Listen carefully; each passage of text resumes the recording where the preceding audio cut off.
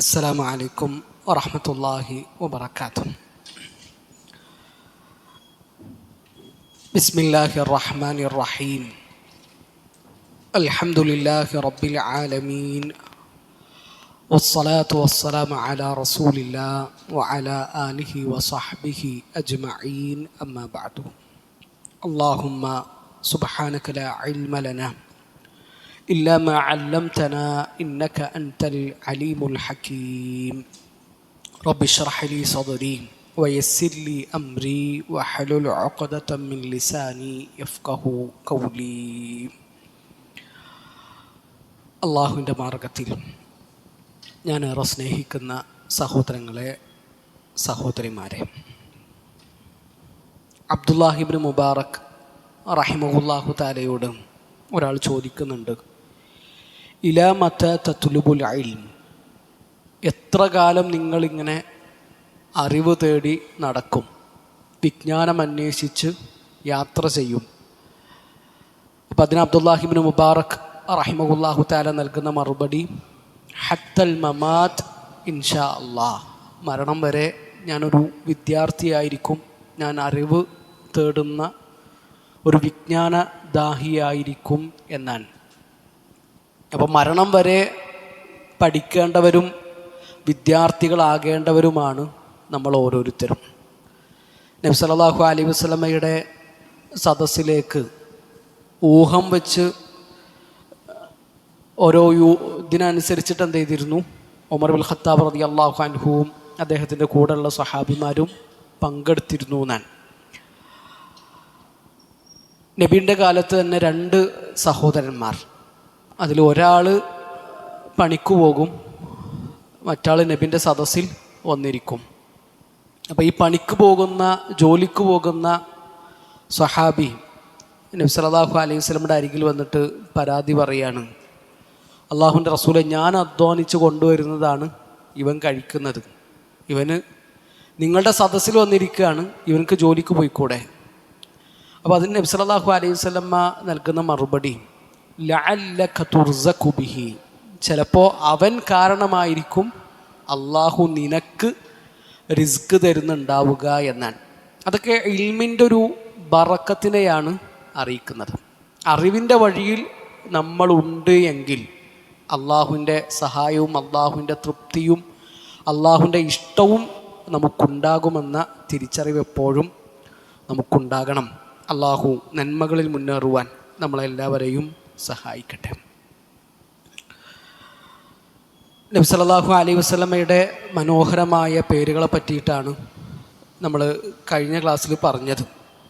പേരുകൾ മുഴുവൻ നമ്മൾ പറഞ്ഞിട്ടില്ല, ഒരു പേരാണ് പറഞ്ഞത്. ഏത് പേരാ പറഞ്ഞത്?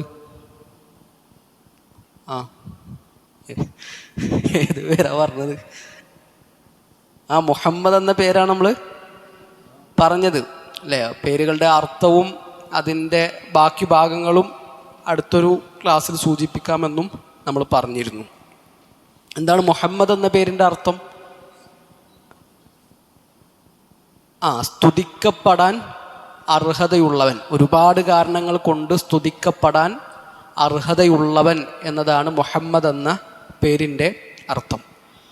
അള്ളാഹുവിൻ്റെ റസൂൽ സല്ലല്ലാഹു അലൈഹി വസല്ലമക്ക് സുന്ദരമായ മനോഹരമായ പേരുകളുണ്ട്. ആ പേരുകൾക്കൊക്കെ നല്ല അർത്ഥവും നല്ല ആശയവും ഉണ്ട്. ആ പേരൊക്കെ നബിക്ക് തികച്ചും യോജിച്ച നാമങ്ങളുമാണ്. അള്ളാഹുവിൻ്റെ റസൂൽ സല്ലല്ലാഹു അലൈഹി വസല്ലമയുടെ നാമങ്ങളൊന്നും വെറുതെ വിളിക്കാൻ മാത്രമുള്ള നാമങ്ങളല്ല, അത് വെറും ഒരു ശബ്ദം മാത്രമല്ല, അതിന് നല്ലൊരു അർത്ഥമുണ്ടാകും, അതിൻ്റെ ഉള്ളിൽ നല്ലൊരു വിശേഷണമുണ്ടാകും.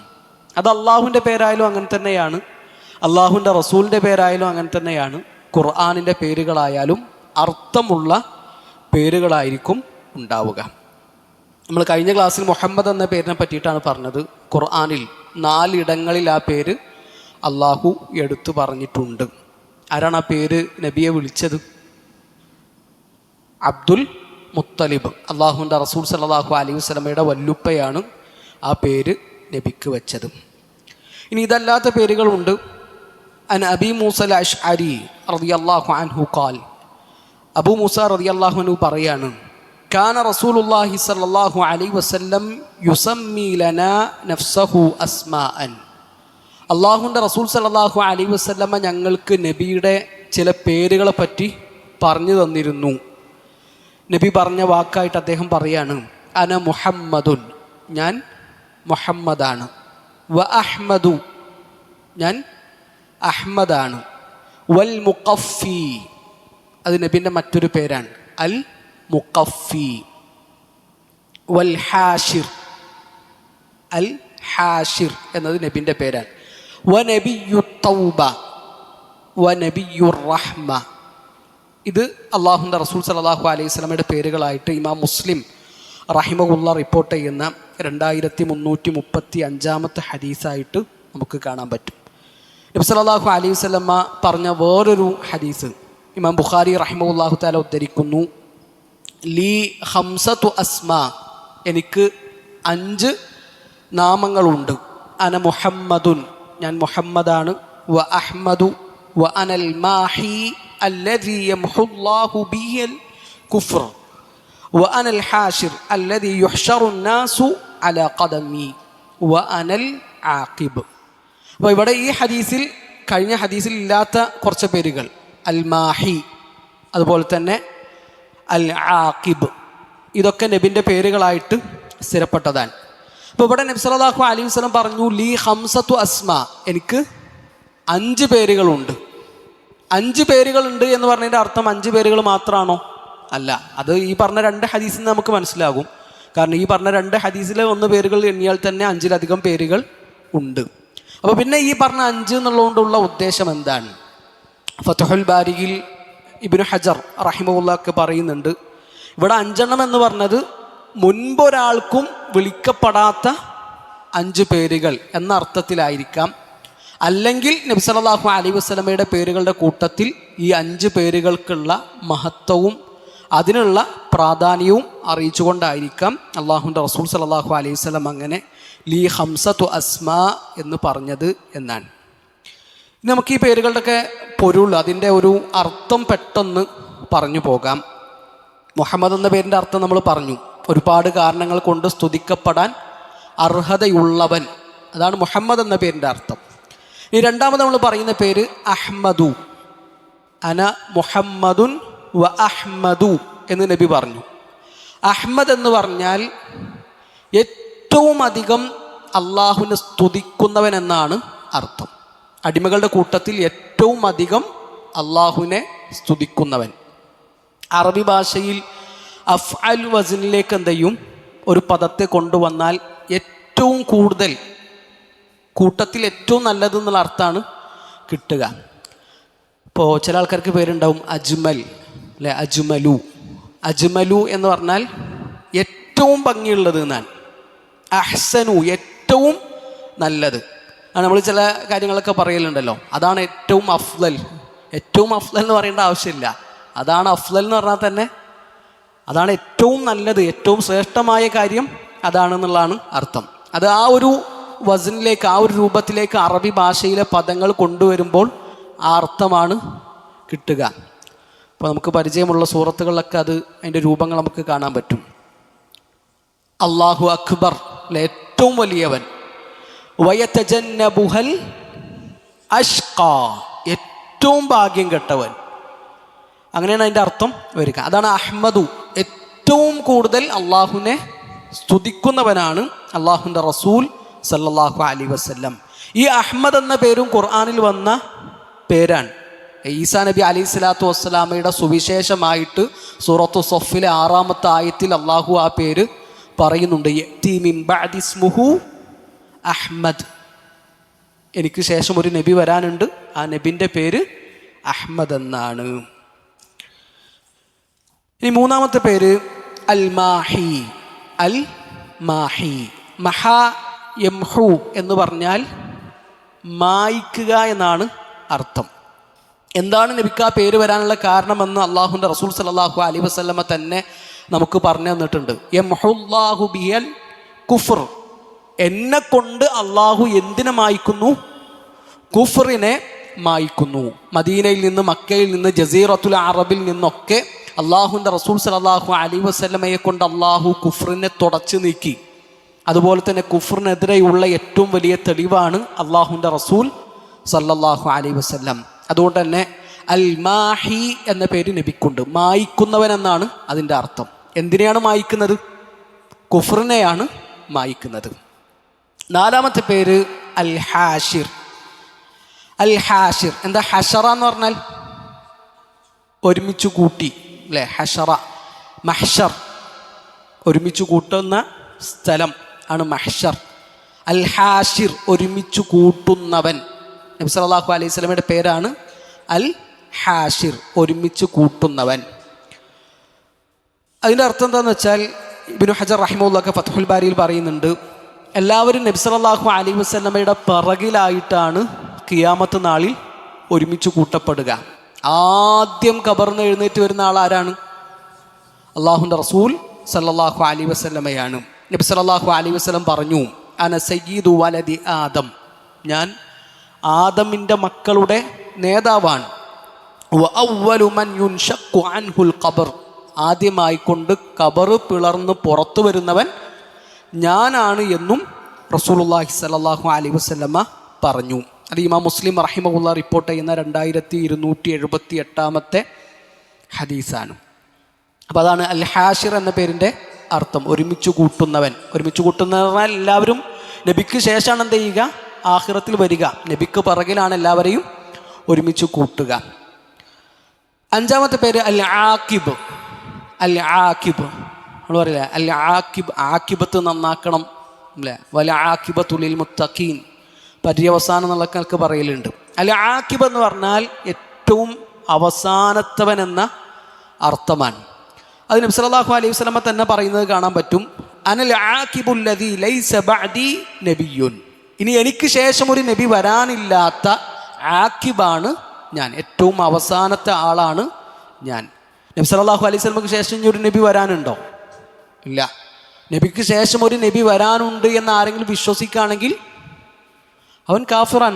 അങ്ങനെ വിശ്വസിക്കുന്ന ആൾക്കാരാണ് ഖാദിയാനികൾ അല്ലെ? അള്ളാഹുവിൻ്റെ റസൂൽ സല്ലല്ലാഹു അലൈഹി വസല്ലമക്ക് ശേഷം ഒരുപാട് കള്ളപ്രവാചകന്മാർ വന്നിട്ടുണ്ട്. നമ്മുടെ കാലത്ത് വന്ന ഒരാളാണ് മിർസ ഗുലാം അഹ്മദ് ഖാദിയാനി. അള്ളാഹുവിൻ്റെ റസൂൽ സല്ലല്ലാഹു അലൈഹി വസല്ലം പറഞ്ഞു, ലൗ കാന ബഅദി നബിയ്യ ലകാന ഉമർ, എനിക്ക് ശേഷം ഒരു നബി വരുമായിരുന്നുവെങ്കിൽ അത് ഉമർ ആകുമായിരുന്നു. ലാ നബിയ്യ ബഅദി, എനിക്ക് ശേഷം ഒരു നബി വരാനില്ല. ഈ മിർസ ഗുലാം അഹ്മദ് ഖാദിയാനി കള്ളപ്രവാചകനാണെന്നുള്ള ഒരു തെളിവ് നമ്മൾ പറഞ്ഞോ കഴിഞ്ഞ ക്ലാസ്സിൽ? 2 ക്ലാസ്സിന് മുമ്പ് പറഞ്ഞോ? എന്തായിരുന്നു? മിർസ ഗുലാം അഹ്മദ് ഖാദിയാനിക്ക് അത് ഉമർ മൗലവി റഹിമഹുല്ലാഹ് അദ്ദേഹത്തിൻ്റെ ഓർമ്മകളുടെ തീരത്ത് എന്ന പുസ്തകത്തിൽ പറഞ്ഞൊരു കാര്യമാണ്. മിർസ ഗുലാം കള്ളപ്രവാചകനാണെന്നുള്ളതിന് നമ്മൾ ഒരുപാട് തെളിവുകളൊന്നും അന്വേഷിച്ച് പോകേണ്ട കാര്യമില്ല. കാരണം എല്ലാ നബിമാരെയും അള്ളാഹു അയച്ചിട്ടുള്ള അവരുടെ ഭാഷയിലാണ്. എന്നാൽ ഈ മിർസ ഗുലാം അഹ്മദ് ഖാദിയാനിക്ക് ആദ്യം വഹി വന്നത് ഇംഗ്ലീഷ് ഭാഷയിലാണ്. ഇതൊരു ബ്രിട്ടീഷ് ചാരൻ കൂടിയാണ് ആര്? ഈ മിർസ ഗുലാം അഹ്മദ് ഖാൻ. ഇന്നും അവരുടെ ആസ്ഥാനം എവിടെയാണ്? ലണ്ടനിലാണ്, UK ഈ പറഞ്ഞ ടീമിൻ്റെ ആസ്ഥാനമുള്ളത്. ഓക്കെ. ഇനി 6ാമത്തെ പേര് അൽ മുഖഫി. അൽ മുഖഫി എന്ന് പറഞ്ഞാലും അൽ ആക്കിബ് എന്ന അതേ അർത്ഥമാണ് ഉള്ളത്. ഷർഹ് മുസ്ലിമിലൊക്കെ ഇമാം നവവി റഹിമഹുല്ലാഹ് പണ്ഡിതന്മാരുടെ വാക്കുകളായിട്ട് അതിൻ്റെ അർത്ഥം പറയുന്നുണ്ട്. അൽ മുഖഫി എന്ന് പറഞ്ഞാൽ അൽ ആക്കിബ്, അവസാനത്തെ ആൾ എന്നുള്ള അർത്ഥമുണ്ട്.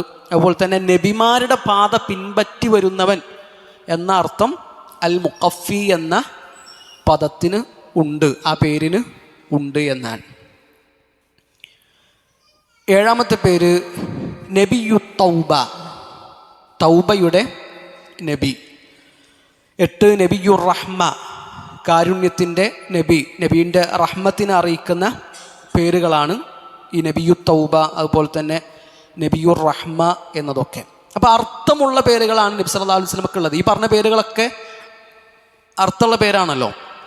നമ്മുടെ നാട്ടിൽ വ്യാപകമായിട്ട് നമ്മൾ മുമ്പൊക്കെ കേട്ടിരുന്ന 2 പേരുകളാണ്, മുമ്പല്ല ഇപ്പോഴും കേൾക്കലുണ്ട്, പാട്ടുകളിലും പ്രസംഗങ്ങളിലൊക്കെ വരുന്ന 2 പേരുകളാണ് ത്വാഹ, യാസീൻ. ഇതൊന്നും അള്ളാഹുവിൻ്റെ റസൂൽ സല്ലല്ലാഹു അലൈഹി വസല്ലമയുടെ പേരല്ല. ഷെയ്ഖ് ഇബ്നു ഉസൈമീൻ റഹിമഹുല്ലാഹു തആല പറയുന്നുണ്ട്, പ്രാമാണികമായിട്ടും അല്ല യുക്തിപരമായിട്ട് ചിന്തിച്ചാലും അല്ല. പ്രാമാണികമായിട്ടല്ല എന്ന് പറയാനുള്ള കാരണം അള്ളാഹുവിൻ്റെ റസൂൽ സല്ലല്ലാഹു അലൈഹി വസല്ലമയിൽ നിന്ന് സ്വഹീഹായ ഒരു ഹദീസിലോ ദഈഫായ ഒരു ഹദീസിലോ ഏത് പേര് സ്ഥിരപ്പെട്ടിട്ടില്ല? ഈ ത്വാഹ എന്നുള്ള പേര് സ്ഥിരപ്പെട്ടിട്ടില്ല. ഇനി മാത്രമല്ല, ഇതിനെന്തെങ്കിലും പ്രത്യേകിച്ച് അർത്ഥമുണ്ടോ? അൽ ഹുറൂഫുൽ മുഖത്തഅ, അതിന് പ്രത്യേകിച്ച് അർത്ഥമില്ല. അത് ഖുർആനിൽ അള്ളാഹു കൊണ്ടുവരുന്ന ഒരുപാട് ഹിക്മത്തുകളുണ്ട്, നമ്മൾ അങ്ങോട്ട് പോകുന്നില്ല. ഇതിന് പ്രത്യേകിച്ച് അർത്ഥമില്ല. ഏറ്റവും പ്രധാനപ്പെട്ട ഒരു കാര്യം അറബികളെ വെല്ലുവിളിക്കുക എന്നുള്ളത് തന്നെയാണ്.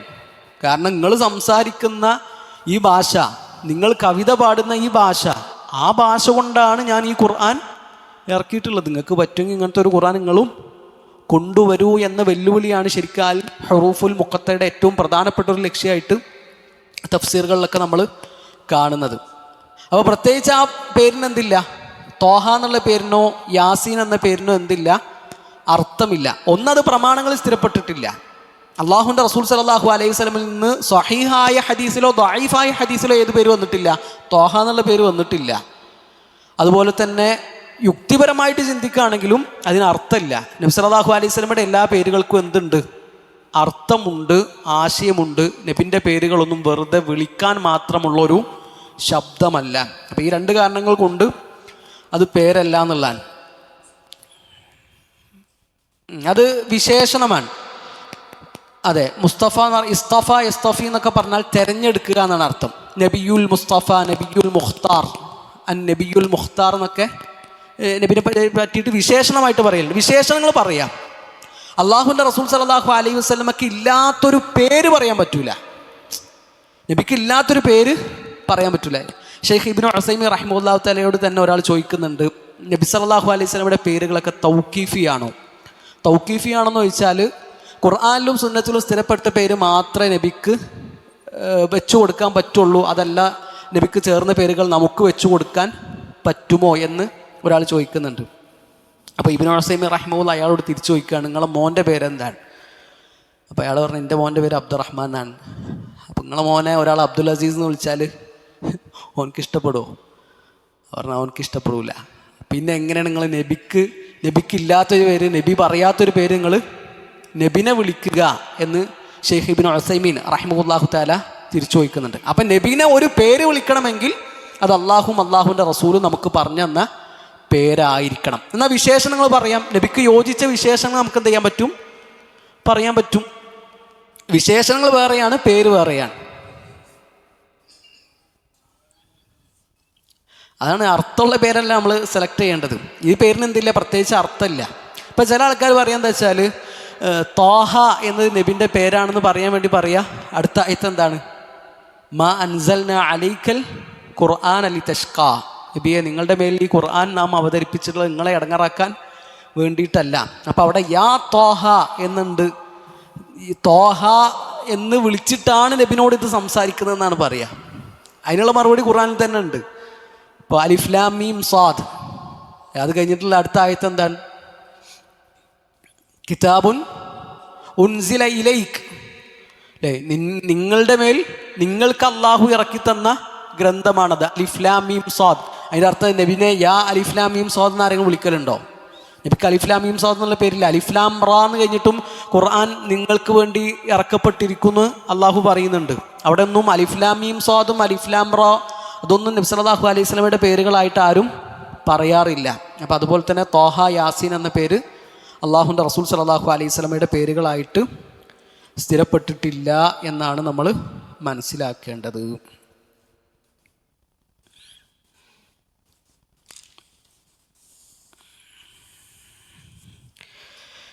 ഇവിടെ ഇതിൻ്റെ കൂടെ നമ്മൾ ചേർത്ത് പറയേണ്ട ഒരു സംഗതിയാണ് നബി സല്ലല്ലാഹു അലൈഹി വസല്ലമയുടെ കുനിയ, അല്ലേ? എന്താ കുനിയ എന്ന് പറഞ്ഞാൽ?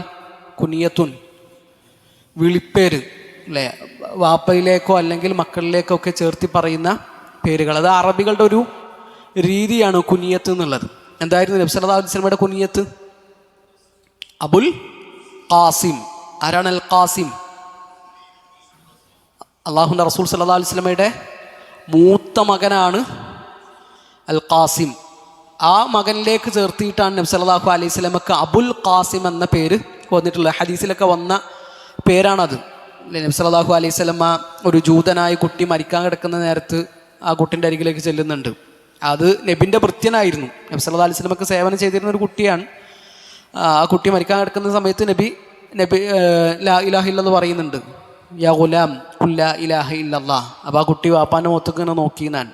അപ്പോൾ ആ കുട്ടിൻ്റെ വാപ്പ പറഞ്ഞു, അത്യ അബുൽ ഖാസിം, അല്ലേ, അബുൽ ഖാസിം എന്താണോ പറയുന്നത് അത് നീ അനുസരിച്ചോന്നാൻ. സഹാബിമാരുടെ പ്രയോഗങ്ങളിലൊക്കെ അബുൽ ഖാസിം എന്നുള്ള പ്രയോഗം വന്ന് നമുക്ക് കാണാൻ പറ്റും. അത് നബി സല്ലല്ലാഹു അലൈഹി വസല്ലമയുടെ കുനിയയാണ്. കുനിയ എന്നുള്ളത് മക്കളിലേക്ക് ചേർത്ത് പറയുന്നത് മാത്രമല്ല, വാപ്പാരിലേക്ക് ചേർത്ത് പറയുന്നത് ഉണ്ടാകും, അല്ലേ. ഇപ്പോൾ അബൂ ഹനീഫ എന്നുള്ള ഇമാമിൻ്റെ പേരാണോ? അദ്ദേഹത്തിൻ്റെ ശരിക്ക് പേരെന്താണ്? ഇമാം അബൂ ഹനീഫ റഹിമഹുല്ലാഹു തആലയുടെ ശരിക്ക് പേരെന്താണ്? അൻ-നുഅ്മാൻ ഇബ്നു സാബിത്ത് എന്നാണ്. അൻ-നുഅ്മാൻ ഇബ്നു സാബിത്ത്, അൻ-നുഅ്മാൻ എന്നാണ് അദ്ദേഹത്തിൻ്റെ പേര്. ചിലപ്പോൾ കുനിയത്തുകളായിരിക്കും എന്താവുക, അറിയപ്പെട്ടിട്ടുണ്ടാവുക. ഇപ്പം അബൂ താലിബ്, അബൂ ലഹബ്, ഇതൊക്കെ എന്താണ്? കുനിയകളാണ്, വിളിപ്പേരുകളാണ്. അതുപോലെ തന്നെ ചിലപ്പോൾ ഈ കുനിയകൾ ഉണ്ടാകാൻ എന്ത് വേണമെന്നില്ല, കുട്ടികൾ ഉണ്ടാകണമെന്നൊന്നുമില്ല. കുട്ടികളില്ലാതെ തന്നെ എന്തുണ്ടാകും? കുനിയ ഉണ്ടാകും. ഇല്ലാത്ത കുട്ടികളുടെ പേരിലൊക്കെ എന്തുണ്ടാകും? കുനിയകൾ ഉണ്ടാകും. ഇപ്പോൾ അബൂബക്കർ സിദ്ദീഖ് റളിയല്ലാഹു അൻഹു, അബൂബക്കർ സിദ്ദീഖ് റളിയല്ലാഹു അൻഹു, ബക്കർ എന്നുള്ള പേരിൽ എന്തില്ല? ഒരു മകനില്ല, ഒരു കുട്ടിയില്ല. ഇപ്പം നമ്മുടെ ഉമ്മ ആയിഷ ബീവിക്ക് കുനിയുണ്ട്, ഉമ്മു അബ്ദില്ല എന്നാണ്. ആയിഷ ബീവിക്ക് മകനുണ്ടോ? ആയിഷ ബീവിക്ക് മകനില്ല. അത് പിന്നെ അബ്ദുല്ലാഹിബ്നു സുബൈറിലേക്ക് ചേർത്തി പറയുന്ന പേരാണെന്നൊക്കെയുള്ള അഭിപ്രായങ്ങൾ ഉണ്ട്. അപ്പോൾ മക്കളില്ല എങ്കിലും ചിലപ്പോൾ എന്ത് ചെയ്യും? കുനിയ ഉണ്ടാകും. ഈ മൂത്ത മകൻ്റെ പേര് തന്നെ കുനിയ വേണമെന്നുണ്ടോ? മകനാകണമെന്നില്ല, ചിലപ്പോൾ മകളായിരിക്കും. ഇപ്പോൾ ഉസ്മാൻ ബിൻ അഫ്ഫാൻ റളിയല്ലാഹുവിൻ്റെ കുനിയയിൽപ്പെട്ട ഒന്നാണ് അബൂ ലൈല. ഉസ്മാൻ ബിൻ അഫ്ഫാൻ ഒന്നിലധികം കുനിയകൾ ഉണ്ടാകും. ഒരാൾക്ക് തന്നെ ഒന്നിലധികം കുനിയകളും ഉണ്ടാകും. അല്ലെങ്കിൽ ഉസ്മാൻ ബിൻ അഫ്ഫാൻ റളിയല്ലാഹുവിൻ്റെ ഒരു കുനിയയാണ് അബൂ ലൈല, മകളിലേക്ക് ചേർത്തിയിട്ടുള്ള കുനിയയാണ് അത്. അപ്പം അങ്ങനെയൊക്കെ ഉണ്ടാകും. അങ്ങനത്തെ ഒരു ശൈലി അറബികൾക്ക് ഉണ്ട്. ചിലപ്പോൾ ആ കുനിയയിലായിരിക്കും അവരറിയപ്പെട്ടിട്ടുണ്ടാവുക. ഇബ്നു ബാസ് റഹിമഹുല്ലാഹ്, അദ്ദേഹത്തിൻ്റെ പേരെന്താണ്? അബ്ദുൽ അസീസ് ഇബ്നു ബാസാൻ ഇബ്നു ഉസൈമീൻ റഹിമഹുല്ലാഹ്, അദ്ദേഹത്തിൻ്റെ പേരെന്താണ്? മുഹമ്മദ് ബിൻ സാലിഹാൻ, മുഹമ്മദാണ് പേര്. മുഹമ്മദ് ബിൻ സാലിഹ് അൽ ഉസൈമീൻ റഹിമഹുല്ലാഹ്, ഇബ്നു ഉസൈമീൻ എന്നാണ് അറിയപ്പെടുന്നത്. അപ്പം അങ്ങനെയൊക്കെ ഉണ്ടാകും. നബി സല്ലല്ലാഹു അലൈഹി വസല്ലമയുടെ കുനിയ അബുൽ ഖാസിം എന്നതാണ്. ഇനി തൽക്കാലം നബി സല്ലല്ലാഹു അലൈഹി വസല്ലമയുടെ പേരുമായി ബന്ധപ്പെട്ട ചർച്ചകൾ നമുക്ക് ഇവിടെ നിർത്താമെന്ന് വിചാരിക്കുന്നു. നിങ്ങൾ കൂടുതൽ പഠന വിധേയമാക്കാൻ ശ്രദ്ധിക്കുക. അള്ളാഹു കൂടുതൽ അറിയാനും പഠിക്കാനും നമ്മളെ സഹായിക്കട്ടെ. നമ്മൾ അടുത്തൊരു ഭാഗത്തേക്ക് നീങ്ങുകയാണ്. അള്ളാഹുവിൻ്റെ റസൂൽ സല്ലല്ലാഹു അലൈഹി വസല്ലമയെ മുലയൂട്ടിയവർ, നബി സല്ലല്ലാഹു അലൈഹി വസല്ലമക്ക് പാല് കൊടുത്ത സ്ത്രീകൾ, അവരെ പറ്റിയിട്ടാണ് ഇനി നമ്മൾ പറയാൻ പോകുന്നത്. അള്ളാഹുവിൻ്റെ റസൂൽ സല്ലല്ലാഹു അലൈഹി വസല്ലമക്ക് ആദ്യമായിട്ട് പാല് കൊടുത്തത് നബി സല്ലല്ലാഹു അലൈഹി വസല്ലമയുടെ ഉമ്മ തന്നെയാണ്. ആമിന ബിൻത്ത് വഹബ് തന്നെയാണ് അള്ളാഹുവിൻ്റെ റസൂൽ സല്ലല്ലാഹു അലൈഹി വസല്ലമക്ക് ആദ്യമായിട്ട് പാല് കൊടുത്തത്, നബിയെ മുലയൂട്ടിയത്. അത് എത്ര ദിവസമാണെന്നുള്ളതിൽ പല അഭിപ്രായങ്ങൾ നമുക്ക് ചരിത്രത്തിൽ കാണാൻ പറ്റും. ഏതായാലും ഒരുപാട് കാലം ചെയ്തിട്ടില്ല ഉമ്മ നബി സല്ലല്ലാഹു അലൈഹി വസല്ലമക്ക് പാല് കൊടുത്തിട്ടില്ല. 3 ദിവസം എന്നുള്ള അഭിപ്രായമുണ്ട്, 7 ദിവസം എന്നുള്ള അഭിപ്രായമുണ്ട്, 9 ദിവസമാണെന്നുള്ള അഭിപ്രായങ്ങളൊക്കെ സീറയുടെ ഗ്രന്ഥങ്ങളിൽ നമുക്ക് കാണാൻ പറ്റും. നബി സല്ലല്ലാഹു അലൈഹി വസല്ലമക്ക് ശേഷം അള്ളാഹുവിൻ്റെ റസൂൽ സല്ലല്ലാഹു അലൈഹി വസല്ലമയെ മുലയൂട്ടിയത് സുവൈബ,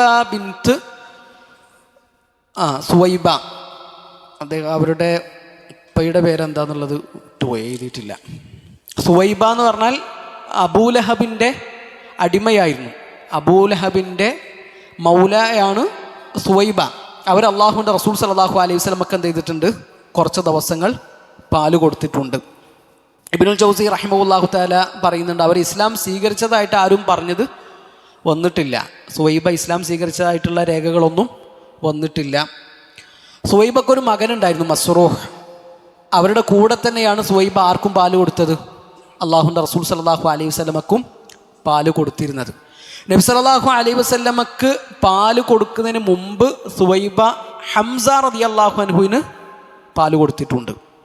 നബി സല്ലല്ലാഹു അലൈഹി വസല്ലമയുടെ ഉപ്പയുടെ സഹോദരൻ ഹംസ റളിയല്ലാഹു അൻഹുവിന് സുവൈബ പാല് കൊടുത്തിട്ടുണ്ട്. നബി ജനിക്കുന്നതിന് 2 വർഷം മുമ്പാണ് ഹംസ റളിയല്ലാഹു അൻഹു ജനിച്ചത്, അല്ല 4 വർഷം മുമ്പാണ് ജനിച്ചത്. ഇങ്ങനെ 2 അഭിപ്രായങ്ങൾ നമുക്ക് കാണാൻ പറ്റും. ഏതായാലും നബിനേക്കാളും മൂത്ത ആളാണ് ഹംസ റളിയല്ലാഹു അൻഹു. നബിക്ക് പാല് കൊടുക്കുന്നതിന് മുമ്പ് സുവൈബാർക്ക് പാല് കൊടുത്തിട്ടുണ്ട്, ഹംസ റളിയല്ലാഹു അൻഹുവിന് പാല് കൊടുത്തിട്ടുണ്ട്.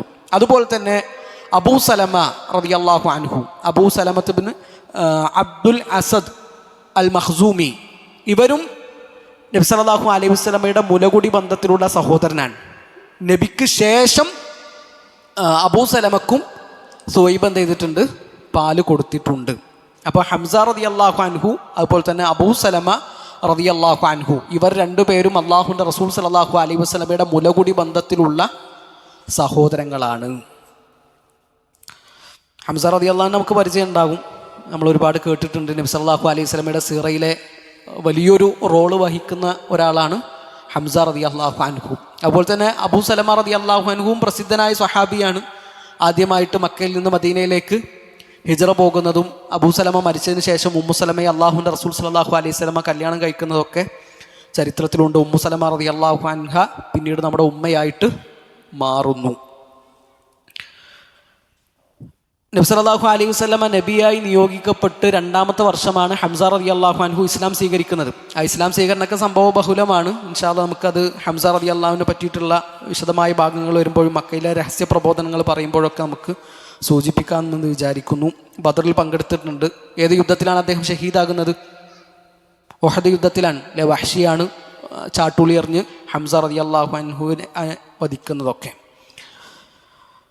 അബൂ സലമ നബി സല്ലല്ലാഹു അലൈഹി വസല്ലമയുടെ അമ്മായിയുടെ മകനാണ്. നമ്മൾ മുമ്പ് പറഞ്ഞിട്ടുണ്ട് അബ്ദുൽ മുത്തലിബിൻ്റെ മക്കൾ, അതിൽ ഒരു പെൺമക്കളുടെ പേരായിട്ട് നമ്മൾ പറഞ്ഞത് ബർറ ബിൻറ്റ് അബ്ദുൽ മുത്തലിബ്, അവരുടെ മകനാണ് അബൂ സലമ. അദ്ദേഹവും ബദറിൽ പങ്കെടുത്തിട്ടുണ്ട്. ഉഹദ് കഴിഞ്ഞ് 1 മാസം കഴിഞ്ഞിട്ടാണ് അബൂ സലമ റളിയല്ലാഹു അൻഹു മരിക്കുന്നത്. ഇനി ഇവിടെ നമ്മൾ ശ്രദ്ധിക്കേണ്ട വലിയൊരു കാര്യം, ഉമ്മു ഹബീബ റളിയല്ലാഹു അൻഹ ഒരിക്കൽ അള്ളാഹുവിൻ്റെ റസൂൽ സല്ലല്ലാഹു അലൈഹി വസല്ലമയോട് ചോദിക്കുന്നുണ്ട്, നബിയെ നിങ്ങൾക്ക് അബൂ സലമയുടെ മകളെ കല്യാണം കഴിച്ചൂടെ? അബൂ സലമയുടെ മകളെ നിങ്ങൾക്ക് കല്യാണം കഴിച്ചൂടെ? അപ്പോൾ ആ സമയത്ത് നബി എന്ത് ചെയ്തിട്ടുണ്ട്? ഉമ്മു സലമയെ കല്യാണം കഴിച്ചിട്ടുണ്ട്. അബൂ സലമക്ക് ഉമ്മു സലമയിൽ ഉണ്ടായ കുട്ടിയെ പറ്റിയിട്ടാണ് ഉമ്മു ഹബീബ റളിയല്ലാഹു അൻഹ ചോദിക്കുന്നത്. അപ്പോൾ നബി സല്ലല്ലാഹു അലൈഹി വസല്ലം പറയുന്നുണ്ട്, അവരിനി അങ്ങനെ അല്ല എങ്കിലും, ഇപ്പോൾ എൻ്റെ വളർത്തുപുത്രിയാണല്ലോ, എൻ്റെ കീഴിലാണ് അവരുള്ളത്, ഇനി അങ്ങനെ അല്ല എങ്കിലും എനിക്ക് അവരെന്ത് ചെയ്യാൻ പറ്റൂല? കല്യാണം കഴിക്കാൻ പറ്റൂല.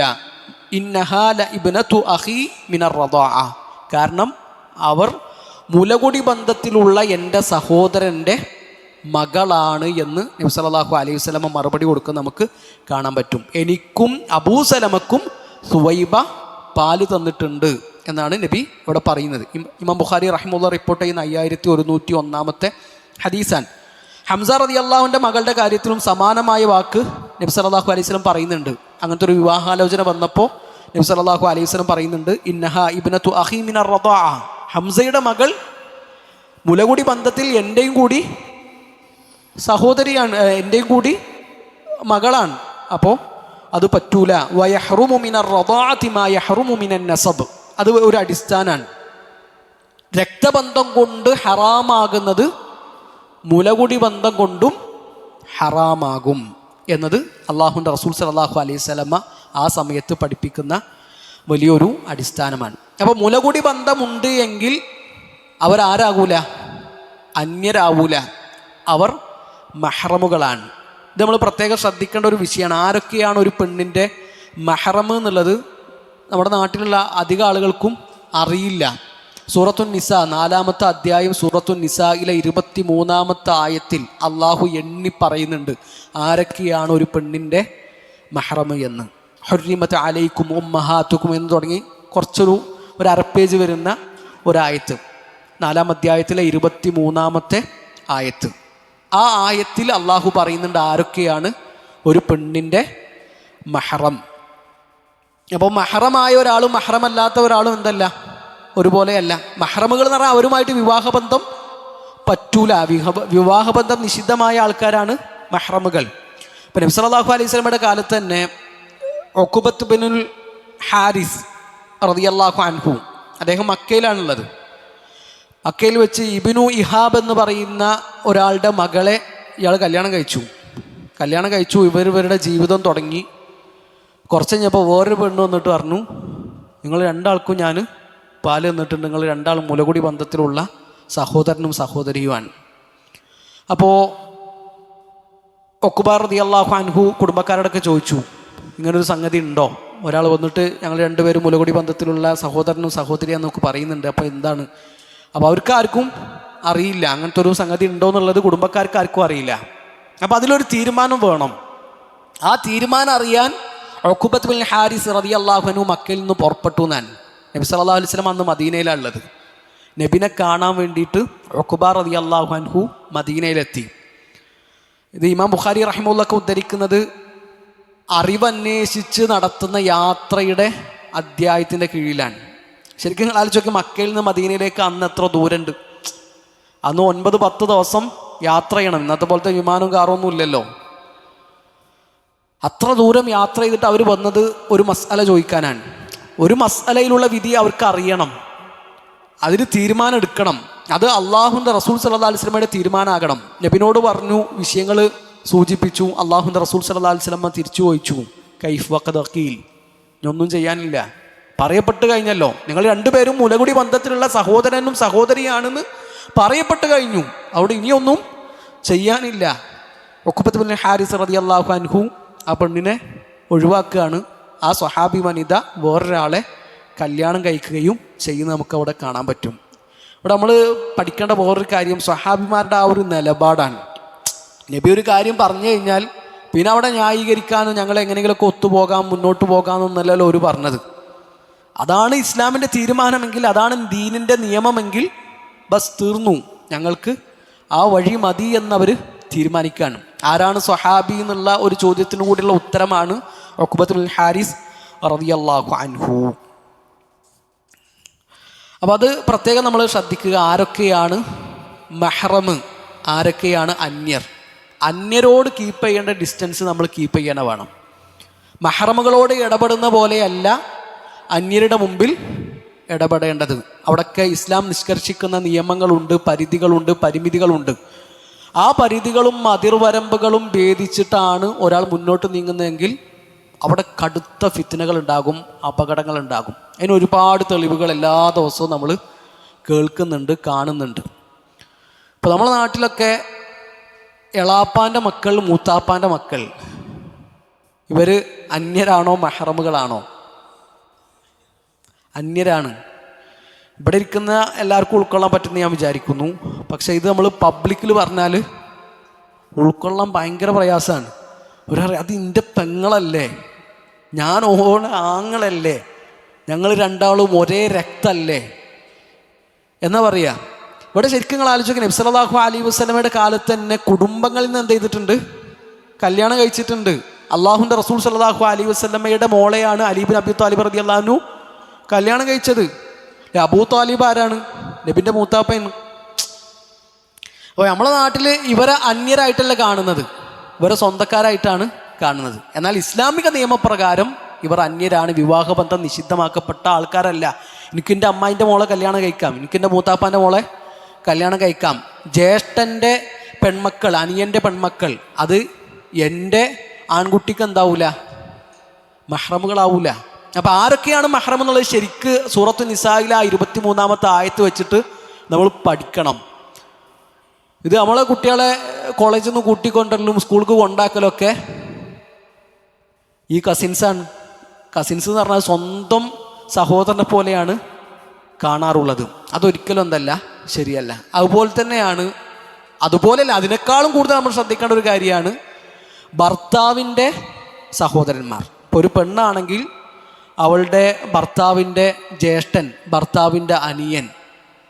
നബി സല്ലല്ലാഹു അലൈഹി വസല്ലം ഒരിക്കൽ സഹാബിമാരോട് പറയാണ്, ഇയ്യാക്കും വദ്ദുഖൂലു അലൻ നിസാ, സ്ത്രീകളുടെ അടുക്കലേക്ക് ചെല്ലുമ്പോൾ നിങ്ങൾ നല്ലോണം ശ്രദ്ധിക്കണം, അവരുടെ അടുക്കലേക്ക് പ്രവേശിക്കുമ്പോൾ നിങ്ങൾ സൂക്ഷിക്കണം. അപ്പോൾ അൻസാരിയായൊരു സഹാബി ചോദിച്ചു, അഫറഅയ്തൽ ഹമ്മു, എന്താണ് ഹമ്മുവിൻ്റെ വിഷയത്തിൽ നബി നിങ്ങളുടെ അഭിപ്രായം? ഹമ്മു എന്ന് പറഞ്ഞാൽ ഭർത്താവിൻ്റെ സഹോദരന്മാരാണ്, ഭർത്താവിൻ്റെ അടുത്ത ബന്ധുക്കളാണ്, ജ്യേഷ്ഠൻ, അനിയൻ, അവരൊക്കെ ഈ ഹമ്മു എന്നുള്ളതിൽ പെടും. നബി സല്ലല്ലാഹു അലൈഹി വസല്ലം പറഞ്ഞത് അൽ ഹംഹു അൽ മൗത്ത്. ഹംഹു എന്ന് പറഞ്ഞാൽ മരണമാണ്, മൗത്താണ് എന്നാണ് അള്ളാഹുവിൻ്റെ റസൂൽ സല്ലല്ലാഹു അലൈഹി വസല്ലമ പറഞ്ഞിട്ടുള്ളത്. അപ്പം അത് ഗൗരവത്തിൽ തന്നെ കാണണം. ഇപ്പം നമ്മളെ ജ്യേഷ്ഠൻ്റെ ഭാര്യയ്ക്ക് സുഖമില്ലെങ്കിൽ ഓളെ ബൈക്ക് മരുത്തി ആശുപത്രി കൊണ്ടുവരേണ്ടത് നമ്മളല്ല. അവരുമായിട്ട് നമ്മൾ ഒറ്റക്കാകാൻ പാടില്ല. അവർ അന്യർ തന്നെയാണ്. അന്യരോട് എന്തൊക്കെ നിയമങ്ങൾ ഇസ്ലാം പറഞ്ഞിട്ടുണ്ടോ അതൊക്കെ എന്ത് ചെയ്യണം, നമ്മളവിടെ പാലിക്കണം. എന്നാൽ അവരെ കണ്ടാൽ മിണ്ടാൻ പാടില്ല എന്നോ സലാം പറയാൻ പാടില്ല എന്നൊന്നല്ല അതിൻ്റെ അർത്ഥം. ആ പരിധികളും പരിമിതികളും പാലിച്ചുകൊണ്ട് എന്ത് ചെയ്യണം, ഇടപെടണം എന്നുള്ളതാണ്. അതല്ല എങ്കിൽ അവിടെയൊക്കെ പ്രശ്നങ്ങൾ ഉണ്ടാകും. ഇനി മാത്രമല്ല, ഈ മഹ്റമുകൾ ഏറ്റവും കൂടുതൽ ഈ ഒരു മസാല നമുക്ക് ആവശ്യം വരിക യാത്രകളിൽ കൂടിയാണ്. നബി സല്ലല്ലാഹു അലൈഹി വസല്ലം പറഞ്ഞു, ലാ തുസാഫിരിൽ മർഅ ഇല്ലാ മഅദി മഹ്റമിൻ. മഹ്റമില്ലാതെ ഒരു പെണ്ണെന്ത് ചെയ്യാൻ പാടില്ല, ഒറ്റക്ക് യാത്ര ചെയ്യാൻ പാടില്ല. അതുപോലെ തന്നെ ഒരാണും ഒരു പെണ്ണും ഒറ്റക്കാകാൻ പാടില്ല. അവരുടെ കൂടെ ആര് വേണം, മഹ്റമ് വേണം. ഇപ്പോൾ ചിലപ്പോഴൊക്കെ പെണ്ണ് കാണൽ നടക്കും. പെണ്ണ് കാണാൻ നടക്കുമ്പോൾ പെണ്ണ് കാണാൻ വന്നവനും പെണ്ണും കൂടി എന്തുണ്ടാകും, റൂമിൻ്റെ ഉള്ളിലായിരിക്കും. ഉണ്ടാകാൻ പാടില്ല. ഒറ്റക്കാകാൻ പാടില്ല. നമ്മൾ കാണണം അവരെ. അവരാണ്ട് റൂമിൻ്റെ ഉള്ളിൽ കയറി വാതിലടച്ചിട്ട് അവർക്ക് പറയാനുള്ളതൊക്കെ പറഞ്ഞിട്ട് തിരിച്ചു പോന്നോട്ടെ എന്നുള്ള രീതി എന്താവില്ല, പറ്റൂല. നബി സല്ലല്ലാഹു അലൈഹി വസല്ലം പറഞ്ഞല്ലോ, ഒരാണും ഒരു പെണ്ണും ഒറ്റക്കായി കഴിഞ്ഞാൽ മൂന്നാമത് ആരുണ്ടാകും, അവിടെ ശൈത്താൻ ഉണ്ടാകും. യാത്ര പോകും. നമ്മൾ കുട്ടികൾ ബാംഗ്ലൂർ പഠിക്കുന്നുണ്ടാകും, മൈസൂർ പഠിക്കുന്നുണ്ടാകും, ഹൈദരാബാദ് പഠിക്കുന്നുണ്ടാകും. എന്നിട്ട് ഇപ്പോൾ ട്രെയിനിലാണ് പോകുന്നത്. ആരെ കൂടെ പോകുന്നത്, അതോളം ഫ്രണ്ട്സിൻ്റെ കൂടെ അവിടെ പഠിക്കുന്ന കുട്ടികളുണ്ട്, ഓരോ കൂടെയാണ് ഇവിടെ യാത്ര പോകുന്നത്. നമ്മളോട് അള്ളാഹു ചോദിക്കൂല, എന്തിനാ മൈസൂർ പോയിട്ട് പഠിക്കാൻ എൻ്റെ പെണ്ണിന് അനുവാദം കൊടുക്കാഞ്ഞത്, എന്തുകൊണ്ട് നിൻ്റെ പെൺകുട്ടിയെ നീ ഹൈദരാബാദിൽ വിട്ട് പഠിപ്പിച്ചില്ല, ഡൽഹി വിട്ട് പഠിപ്പിച്ചില്ല എന്ന് അള്ളാഹു ചോദിക്കൂല. പക്ഷേ അവിടെ വിട്ട് പഠിപ്പിച്ചിട്ടുണ്ടെങ്കിൽ എന്തുകൊണ്ട് അവരുടെ കൂടെ മഹ്റം ഉണ്ടായില്ല എന്നതിന് നമ്മൾ ഉത്തരം പറയേണ്ടി വരും. അപ്പം അത് പ്രത്യേക ഹജ്ജിൻ്റെ വിഷയത്തിൽ പോലും കടുത്ത നിലപാടാണ് അള്ളാഹുവിൻ്റെ റസൂൽ സല്ലല്ലാഹു അലൈഹി വസല്ലം പോലും സ്വീകരിച്ചിട്ടുള്ളത്. നബി ഈ ഹദീസ് പറഞ്ഞ സമയത്ത് ഒരു സഹാബി പറയാണ്, ലാ തുസാഫിരിൽ മർഅ ഇല്ലാ മഅദി മഹ്റമിൻ എന്ന ഹദീസ് അള്ളാഹുവിൻ്റെ റസൂൽ സല്ലല്ലാഹു അലൈഹി വസല്ലം പറഞ്ഞപ്പോൾ ഒരു സഹാബി പറയാൻ, നബി എൻ്റെ പെണ്ണുങ്ങൾ ഹജ്ജിന് പോയിട്ടുണ്ട്, ഓള് ഹജ്ജിന് പുറപ്പെട്ടിട്ടുണ്ട്, ഞാനാണെങ്കിൽ ഇതാ ഒരു ജിഹാദിന് വേണ്ടി ഒരുങ്ങി നിൽക്കുകയാണ്, അടുത്തൊരു യുദ്ധത്തിന് പോകാൻ വേണ്ടി കാത്തിരിക്കുകയാണ്, ഒരുങ്ങി നിൽക്കുകയാണ്. നബി സല്ലല്ലാഹു അലൈഹി വസല്ലം എന്താ പറഞ്ഞത്, നീ ജിഹാദിന് പോയിക്കോന്നല്ല പറഞ്ഞത്. അവിടെ ജിഹാദ് എന്നുള്ളത് ഫർള് കിഫായയാണ്. ഫർള് ഐനാണെങ്കിൽ അയാൾ ജിഹാദിന് പോകണം. എന്നാൽ ഇവിടെ ഫർള് കിഫായതുകൊണ്ട് അള്ളാഹുവിൻ്റെ റസൂൽ സല്ലല്ലാഹു അലൈഹി വസല്ലം അയാളോട് പറഞ്ഞത്, ഹുജ്ജ മഅ ഇംറഅതിക്, നീ നിൻ്റെ പെണ്ണിൻ്റെ കൂടെ പോയിട്ട് ഹജ്ജ് ചെയ്യണം എന്നാണ് പറഞ്ഞത്. ജിഹാദിന് വേണ്ടി ഒരുങ്ങി ജിഹാദ് പുറപ്പെടാൻ കാത്തിരിക്കുന്ന സഹാബിനോട് നബി പറയാണ്, അവളുടെ കൂടെ പോയിട്ട് നീ എന്ത് ചെയ്യണം, ഹജ്ജ് ചെയ്യണം. അവൾ കുറേ സ്ത്രീകളുടെ കൂടെയാണോ പോയിട്ടുള്ളത്, വഴിയിൽ അവൾ സുരക്ഷിതയാണോ, അവൾ ചെറുപ്പക്കാരിയാണോ, പ്രായമായ പെണ്ണാണോ എന്നൊന്നും എന്ത് ചെയ്തിട്ടില്ല, അള്ളാഹുവിൻ്റെ റസൂൽ സല്ലല്ലാഹു അലൈഹി വസല്ലം ചോദിച്ചിട്ടില്ല. ഇതിൻ്റെ വാക്കല്ല, ഷെയ്ഖ് ഇബ്നു ഉസൈമീൻ റഹിമഹുല്ലാഹ് ഈ ഹദീസിനെ പറ്റി പറയുമ്പോൾ പറഞ്ഞ കാര്യങ്ങളാണ്. അപ്പോൾ ഹജ്ജിൻ്റെ വിഷയത്തിലും നമ്മൾ പ്രത്യേകം ശ്രദ്ധിക്കണം. ഒരു പെണ്ണിന് മഹ്റമില്ല, അവർക്ക് ഹജ്ജ് നിർബന്ധമല്ല. ചില പണ്ഡിതന്മാരൊക്കെ എന്ത് ചെയ്തിട്ടുണ്ട്, ഹജ്ജിൻ്റെയും ഉംറയുടെയും വിഷയത്തിൽ ഇളവ് കൊടുത്ത് നമുക്ക് കാണാൻ പറ്റും. എന്നാൽ തെളിവുകളോട് യോജിച്ച അഭിപ്രായം, ഹജ്ജ് ചെയ്യണമെങ്കിൽ ആ പെണ്ണിൻ്റെ കൂടെ മഹ്റം വേണം എന്നുള്ളത് തന്നെയാണ്. മഹ്റം ഉണ്ടെങ്കിൽ അവൾക്ക് എന്ത് നിർബന്ധമാകുന്നുള്ളൂ, ഹജ്ജ് നിർബന്ധമാകുന്നുള്ളൂ. മഹ്റം ഇല്ലാത്തൊരു പെണ്ണ് എങ്ങനെ ഹജ്ജ് ചെയ്യാൻ വെച്ചാൽ പോലെ ഹജ്ജ് ചെയ്യേണ്ട ആവശ്യമില്ല. എൻ്റെ കയ്യിൽ സമ്പത്തൊന്നുമില്ല, ഞാനെങ്ങനെ സക്കാത്ത് കൊടുക്കാൻ നമ്മൾ ചോദിക്കേണ്ട കാര്യമില്ല. മഹ്റം ഉണ്ടെങ്കിലാണ് എന്ത് ചെയ്യേണ്ടത്, ഹജ്ജ് ചെയ്യേണ്ടത് എന്നുള്ളതാണ്. കേട്ടില്ല? അതാണ് ഇവിടെ നബി സല്ലല്ലാഹു അലൈഹി വസല്ലം പ്രത്യേകം ചോദിക്കുന്നില്ലല്ലോ, നിങ്ങളെ ഭാര്യ ഒരു നിർഭയത്വമുള്ളൊരു സംഘത്തിൻ്റെ കൂടെയാണോ പോയത്, അവരുടെ കൂടെ വേറെ ആൾക്കാരുണ്ടോയെന്നൊന്നും നബി ചോദിക്കുന്നില്ല. നിങ്ങൾ പോയിട്ട് അവരുടെ കൂടെ ഹജ്ജ് ചെയ്യാനാണ് നബി പറയുന്നത്. അപ്പം അങ്ങനെ സ്ത്രീകളുടെ കൂടെ പോയിട്ടാണെങ്കിലും പാടില്ല എന്നുള്ളത് തന്നെയാണ് ശരിയായ അഭിപ്രായം. ഷെയ്ഖ് ഇബ്നു ബാസ് റഹിമഹുല്ലാഹു തആലയോട് ഒരാൾ ചോദിക്കുന്നുണ്ട്, എൻ്റെ കൂടെ പോരാൻ മഹ്റമായിട്ട് ആരുമില്ല, ഞാനൊരു സംഘത്തിൻ്റെ കൂടെ പോയി, ഒരു സ്ത്രീകൾ മാത്രമുള്ള ഒരു സംഘത്തിൻ്റെ കൂടെ പോയിട്ടാണ് ഹജ്ജ് ചെയ്തത്, എൻ്റെ ഹജ്ജ് സ്വീകാര്യമാകുമോ? അപ്പോൾ അതിന് ഇബ്നു ബാസ് റഹിമഹുല്ലാഹു തആല നൽകുന്ന മറുപടി, ഹജ്ജ് സ്വീകാര്യമാണ്, പക്ഷെ അവർ ചെയ്തത് എന്താണ്, തെറ്റാണ്. നബി സല്ലല്ലാഹു അലൈഹി വസല്ലമയുടെ കൽപ്പന ലംഘിച്ചുകൊണ്ടാണ് അവർ ഹജ്ജ് ചെയ്തിട്ടുള്ളത്. അതുകൊണ്ട് അവർ തൗബ ചെയ്യണം. എന്നാൽ ഹജ്ജ് സ്വീകരിച്ചുകൊണ്ട് വെച്ചാൽ ഹജ്ജിൻ്റെ ബാക്കി കർമ്മങ്ങളൊക്കെ ചെയ്ത് പോന്നിട്ടുണ്ടെങ്കിൽ ഹജ്ജ് എന്താവും, സ്വീകാര്യമാകും എന്നുള്ളതാണ്. അപ്പം അങ്ങനെ ചെയ്യേണ്ട ആവശ്യമില്ല, അവർക്ക് അവിടെ ഹജ്ജ് നിർബന്ധമല്ല. നമ്മൾ നബിൻ്റെ കൽപ്പന ലംഘിച്ചുകൊണ്ട് എന്ത് ചെയ്യേണ്ട ആവശ്യമില്ല, ഒരു ഇബാദത്ത് ചെയ്യേണ്ട കാര്യമില്ല എന്നുള്ളതാണ്. അല്ലാഹു അലം. ഏതായാലും നമ്മൾ വീണ്ടും ഹലീമ ബീവിയിലേക്ക് തിരിച്ചു വരികയാണ്. അറബികളുടെ ഒരു പതിവായിരുന്നു, ഒരു കുഞ്ഞ് ജനിച്ചു കഴിഞ്ഞാൽ ആ കുഞ്ഞിനെ അവർ ഗ്രാമീണ പ്രദേശങ്ങളിലേക്ക് എന്ത് ചെയ്യും, അയക്കും. പല ലക്ഷ്യങ്ങൾ അതിന് പിന്നിലുണ്ട്. കുറേ കാര്യങ്ങൾ പണ്ഡിതന്മാർ എണ്ണി പറയുന്നുണ്ട്. ഇപ്പം അർ-റൗദുൽ ഉനൂഫ് എന്ന കിതാബിൽ ഇമാം സുഹൈലി അദ്ദേഹം പറയുന്ന കുറച്ച് ലക്ഷ്യങ്ങൾ, ഒന്ന് അതാണ് ഏറ്റവും പ്രധാനപ്പെട്ട ഒരു ലക്ഷ്യമായിട്ട് സീറയുടെ ഗ്രന്ഥങ്ങളിലൊക്കെ ഉള്ളത്. എന്തിനാണ് ഇങ്ങനെ ഈ പ്രമുഖരായ ആൾക്കാരൊക്കെ അവരുടെ മക്കളെ ഗ്രാമങ്ങളിലേക്ക് അയക്കുന്നത്? പാൽ കൊടുക്കാൻ വേണ്ടിയിട്ടും വളർത്താൻ വേണ്ടിയിട്ടും വിട്ടുകൊടുക്കുന്നത്. അതിൽ ഒന്നാമത്തൊരു കാര്യം അവരുടെ ഭാഷ നന്നാവാൻ വേണ്ടിയിട്ട് എന്നുള്ളതാണ്. ഈ ഗ്രാമങ്ങളിലെ അറാബികൾ അവരുടെ ഭാഷയിൽ എന്തുണ്ടാവില്ല, കലർപ്പുണ്ടാവില്ല. അത് ശുദ്ധമായ ഭാഷയായിരിക്കും അവർ സംസാരിക്കുക. മക്ക എന്ന് പറഞ്ഞാൽ വലിയൊരു പട്ടണമാണല്ലോ. ആ പട്ടണത്തിലേക്ക് പല ആവശ്യങ്ങൾക്ക് വേണ്ടിയിട്ടും ആളുകൾ പല നാടുകളിൽ നിന്ന് എത്തുന്നുണ്ട്, പ്രത്യേകിച്ചും ഹജ്ജിന് വേണ്ടിയിട്ട്, അതുപോലെ തന്നെ കച്ചവടത്തിന് വേണ്ടിയിട്ട്. അപ്പോൾ ലോകത്തിൻ്റെ പല ഭാഗങ്ങളിൽ നിന്നും ആളുകൾ എത്തുമ്പോൾ ആ മക്കാർ സംസാരിക്കുന്ന ഭാഷയിൽ എന്തുണ്ടാകും, കലർപ്പുണ്ടാകും. എന്നാൽ പറഞ്ഞു വന്നത്, ഈ അറബികളായ ആളുകൾ അവരുടെ ചെറിയ കുട്ടികളെ ഗ്രാമങ്ങളിലേക്ക് പറഞ്ഞയക്കുന്നതിന് പിന്നിലുള്ള ലക്ഷ്യങ്ങളാണ്. ഒന്ന്, നല്ല സ്ഫുടമായ ഭാഷ സംസാരിക്കുക, ഫുസ്ഹ അറബി ഏറ്റവും സ്ഫുടമായിട്ട് സംസാരിക്കുക എന്നതാണ് ഒരു ലക്ഷ്യം. കാരണം ഗ്രാമങ്ങളിൽ കലർപ്പുണ്ടാവില്ല. പട്ടണങ്ങളിലാകുമ്പോൾ പല നാടുകളിൽ നിന്ന് ആളുകൾ വരുന്നു, അവരുടെ ഭാഷ കൂടിക്കുഴഞ്ഞിട്ടുണ്ടാകും, അതിൽ കലർപ്പുണ്ടാകും. അപ്പം നമ്മൾ തന്നെ ആലോചിച്ചാൽ മതി, അറബികൾ ഇവിടെ വന്നു, ഇംഗ്ലീഷുകാർ ഇവിടെ വന്നു, അതുകൊണ്ട് അറബി ഭാഷയിലെ പല പദങ്ങളും നമ്മുടെ മലയാളത്തിലുണ്ട്. ഇംഗ്ലീഷ് ഭാഷ ഇന്ന് വലിയ സംഭവമായിട്ട് നമ്മൾ പഠിച്ചുകൊണ്ടിരിക്കുന്നു. അതൊക്കെ അവരുടെ ഒരു വരവിൻ്റെ ഒരു റിസൾട്ട് കൂടിയാണ്. ഇപ്പോൾ അറബിയിൽ നിന്ന് മലയാളത്തേക്ക് വന്ന പദങ്ങളൊന്ന് നോക്കി, നമുക്ക് പരിചയമുള്ള പദങ്ങൾ. ഇപ്പം നമ്മൾ പറയില്ലേ, ഇതിന് വെറുതെ പിത്തന ഉണ്ടാക്കുന്നത് അല്ലേ? പിത്തന എന്നുള്ള എന്താണ്? ഫിറ്റ്നയാണ്. വല്ലാത്തൊരു ഹലാക്കായി എന്ന് പറയും അല്ലേ? ഹലാക്ക് എന്ന് പറഞ്ഞാൽ അറബിയാണ്. ഹലാക്ക് മരണം, നാശം എന്നൊക്കെയാണ് അതിൻ്റെ അർത്ഥം. വക്കീൽ അല്ലേ? വക്കീൽ എന്നുള്ളത് അറബി എന്ന് പറഞ്ഞാൽ കീസ് അല്ലേ? കീശ അല്ലെങ്കിൽ കീസ, ഒരു കീസ കൊണ്ടാന്ന് അറിയില്ല, കീസാണ്. കീസ് അറബിയിൽ നിന്ന് വന്നതാണ്. കേട്ടില്ല. ബാക്കി എന്നുള്ള അറബിയാണ്. ബാക്കി അനിൽ ബാക്കൂൻ അല്ലെങ്കിൽ അനിൽ ബാക്കിയോടെ അത് അറബിയാണ്. അപ്പം അതൊക്കെ അറബിയിൽ നിന്ന് വന്ന ചില പദങ്ങളാണ്. അപ്പം അങ്ങനത്തെ ഒരു കലർപ്പ് എവിടെ ഉണ്ടാകും? പട്ടണങ്ങളിൽ ഉണ്ടാകും. അപ്പം അതില്ലാതിരിക്കാൻ സ്ഫുടമായ ഭാഷ സംസാരിക്കുക എന്നുള്ളതാണ് ഒരു ലക്ഷ്യം. രണ്ടാമത്തെ ഒരു ലക്ഷ്യം എന്ന് പറഞ്ഞാൽ മക്കയിലെ ജീവിതം കുറച്ചും കൂടിയൊക്കെ ഒരു സുഖകരമായ ജീവിതമാണ്. എന്നാൽ ഗ്രാമങ്ങളുടെ ജീവിതം കുറച്ച് കടുപ്പായിരിക്കും. നമ്മൾ ചില ആൾക്കാരൊക്കെ ഗൾഫിൽ പോകുമ്പോൾ പറയില്ലേ, അത് നല്ലൊരു അനുഭവമായിരിക്കും, ഒന്ന് ഉഷാറാവാൻ നല്ലതാണ്, ജീവിതം പഠിക്കും എന്നൊക്കെ പറഞ്ഞിട്ടാണ് ചില ആൾക്കാരെ ഗൾഫിക്ക് കയറ്റി വിടൽ. അപ്പോൾ അതുപോലെ അവിടെ വളർന്ന ഒരാൾക്ക് പിന്നെ മക്കയിലെ ജീവിതം എന്നുള്ളത് എന്തല്ല, ഒരു പ്രശ്നമായിരിക്കൂല. മക്കയിലെ ജീവിതം അയാൾക്ക് ഭയങ്കര ഒരു ആഡംബരമായിട്ടാണ് തോന്നുക. കാരണം അതിനേക്കാൾ കഷ്ടപ്പെട്ടിട്ടാണ് എന്ത് ചെയ്യുക, ഇവന് ഗ്രാമങ്ങളിൽ വളർന്നിട്ടുണ്ടാവുക. അപ്പം അങ്ങനത്തെ ഒരു ജീവിതാനുഭവങ്ങൾ കിട്ടാനും ക്ഷമയും കഠിനാധ്വാനമൊക്കെ പഠിക്കാനും നല്ല ഭാഷ കിട്ടാനൊക്കെയാണ് ഈ അറബികളായ ആളുകൾ ഇങ്ങനെ പല നാടുകളിലേക്ക് അയച്ചിരുന്നതെന്നുള്ളതാണ്. അതിങ്ങനെ ഇതിന് പ്രത്യേകമായിട്ടൊരു ടീമൊക്കെ ഉണ്ട്. കേട്ടില്ല? അതെ, ബദു, അതെ, അൽ-ബാദിയ, അഹ്ലുൽ ബാദിയ, ബാദിയക്കാർ, അവരാണ് ഈ പണി ചെയ്തിരുന്നത്. അവരുടെ അടുക്കലാണ് ഈ ഭാഷ ഉണ്ടാവുക. അതെ, അതാണ് ഇതിൻ്റെ ഒരു ലക്ഷ്യം.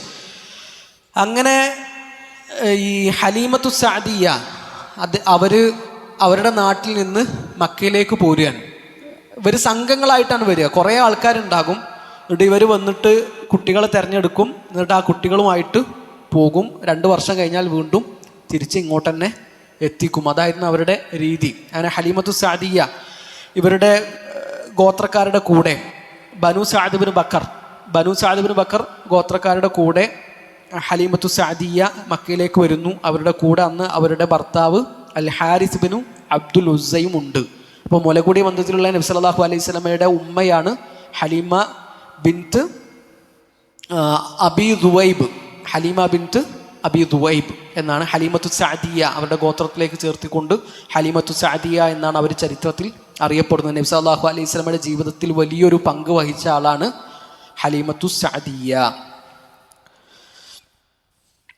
അവർ തന്നെ, ഹലീമ ബീവി തന്നെ ആ ഒരു യാത്രയെ പറ്റിയിട്ട് പറയുന്നുണ്ട്.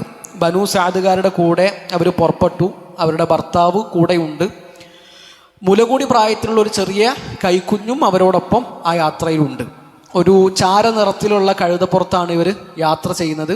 ഒരു ഒട്ടകവും ഇവരുടെ കൂടെയുണ്ട് ഈ യാത്രയിൽ.